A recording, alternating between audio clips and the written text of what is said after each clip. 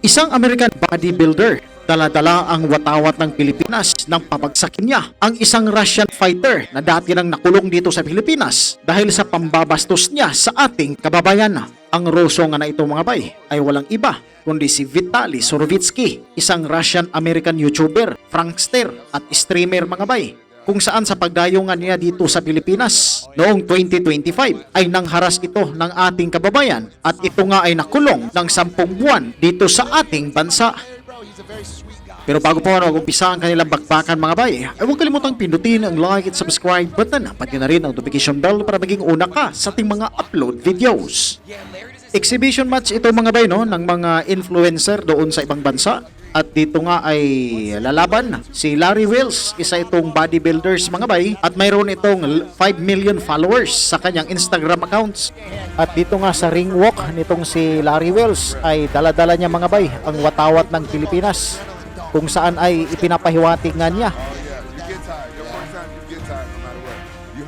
na tulad ng ginawa ng Pilipinas dito sa prankster na Ruso, ay paparusahan din niya ito mga bay dito sa kanilang laban ngayon.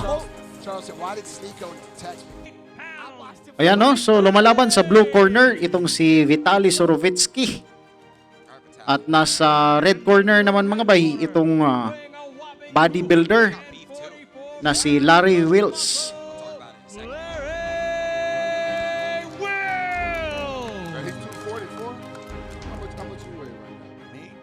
Nasa 30s pa ang edad nitong dalawa mga bay, itong si Larry Wheels, 32 years old.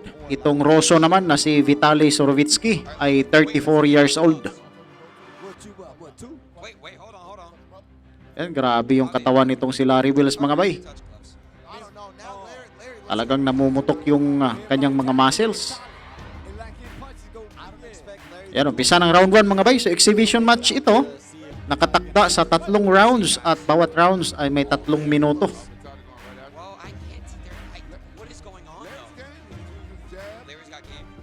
So kaliwete pala itong si Vitaly Surovitsky.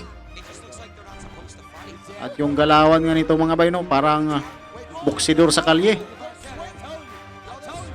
Ala, agresibo itong Ruso mga bay. Agresibo at saka walang footwork eh. Uy, alo! Grabe, lakas nitong American fighter oh. Ano kasi din eh, bodybuilder din eh. Kaya may lakas rin talaga yung mga suntok nito. Ang laki pa ng mga braso mga bay. Marco, kawawa tong Ruso dito. Oh, ayan na nga. Okay mga bay. Uy, bagsak. Bagsak. Bagsak eh. Ala na. Mahigit isang minuto pa lang dito sa round 1, bagsak yung Ruso.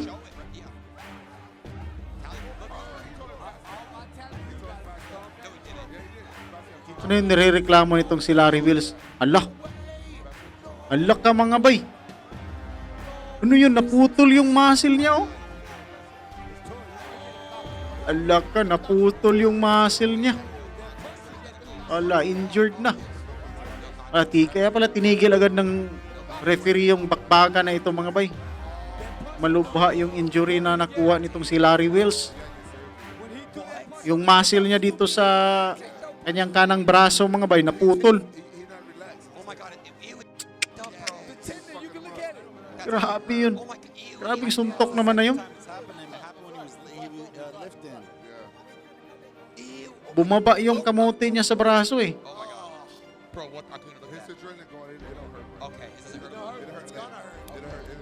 Paano nangyari yun?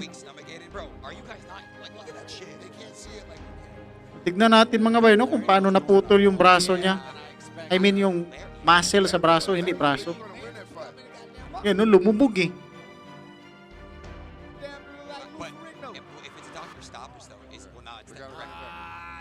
Bugbog sana yung si Vitaly Surovitsky.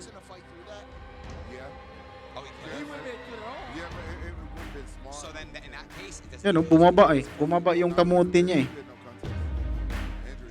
So, tabayanan natin mga bay, no? Yung replay ng laban na ito. Makita natin kung anong nangyari. Ito na nga. Ito yung pagpagsak nitong si Vitali. Ito isa pang anggulo mga bay. Yung ano niya mga bay, yung paghunat niya, pag-uppercut niya. Persado. Ibig sabihin lang talaga mga bay, hindi praktisado tong braso niya sa na maunat biglaan kasi yung pagsuntok may puwersa. So kung bodybuilder siya, yung dahan-dahan lang na pagpapalaki ng kanyang muscles ang kanyang nagagawa. Pakinggan natin yung kung anong desisyon sa bakbakan ito.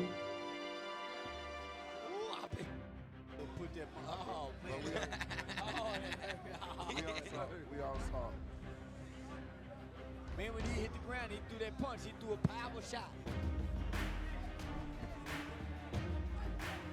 Oh, they talking shit. Ano to, draw or no contest? No contest dapat to. Somebody said something to him outside the ring. Yeah. The Florida Athletic Commission calls this a no contest. No There will be contest no nga mga bay. winner declared. No winner. Pero ganun pa man mga bay. Kita naman, klaro naman na nanalo doon si Larry Wills Kasi legal punch naman yung pagkabagsak nitong si Vitali Surovitsky. 2 beses pa nga bumagsak.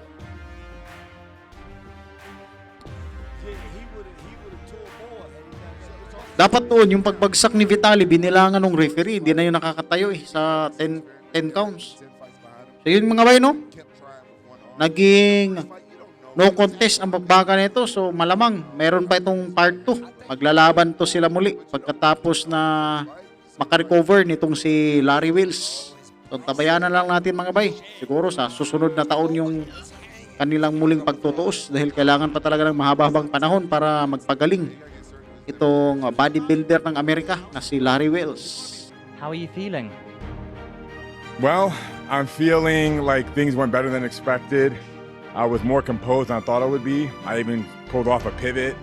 I pulled off a couple of clean hooks, and I was seeing stars, so much adrenaline. I hit him once when he was down. Big mistake. I apologize to him first and foremost. That was poor sportsmanship. Really, I'm ashamed to have done that. And that was actually the punch that tore my bicep. That punch. Ouch. Can you show the camera your biceps? People can know. Exactly. Yep. And now it matches my left bicep. So now they're symmetrical. Yeah. Again, I was literally just seeing stars. Go and poke the camera. That bicep's massive. Yeah, it's blasted. It's totally detached. Serves me right. Hitting man when he's down. Again, I apologize. Oh. So, Daghang salamat mga bay, hanggang sa dulo hindi pa rin kayo bumibitaw. Nais ko pong malaman yung reaksyon sa ating video. Pakikomenta lang po sa baba at papasahin po natin yan. Daghang salamat at sa Diyos ang lahat ng papuri.